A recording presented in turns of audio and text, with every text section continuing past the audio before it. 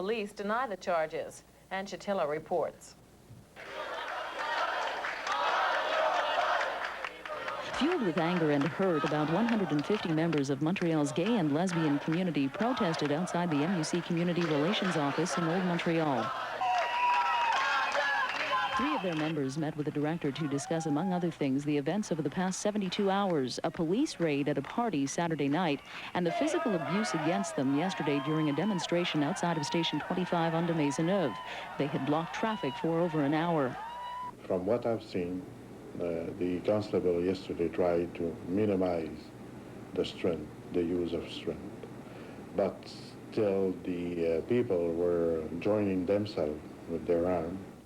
But protesters say that was no reason to be clubbed and beaten. They say what went on inside Station 25 was a travesty.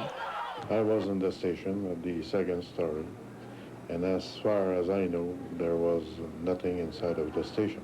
They're lying. They're covering up.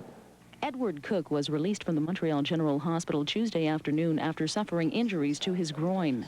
I saw that police officers were beating other protesters.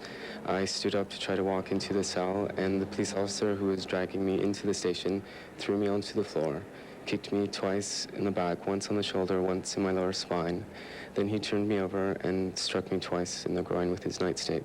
And immediately after that, 2 other police officers picked me up, threw me against walls, and threw me into the cell with the other protesters. Once you were in the police station, did you do anything at all to provoke police? Absolutely not, no. Cook says police spent the time after the altercation laughing and joking about how many times they had struck protesters. He also says they didn't want the public to be aware of how many protesters were injured. So he's left on the stretcher for 20 minutes while the police officers waited for the press to disperse. There was a lineup of police officers inside the door kicking people with their boots as they were being forcibly dragged and shoved into a cell in the station. And the MUC has to do a lot of work in terms of trying to rebuild bridges.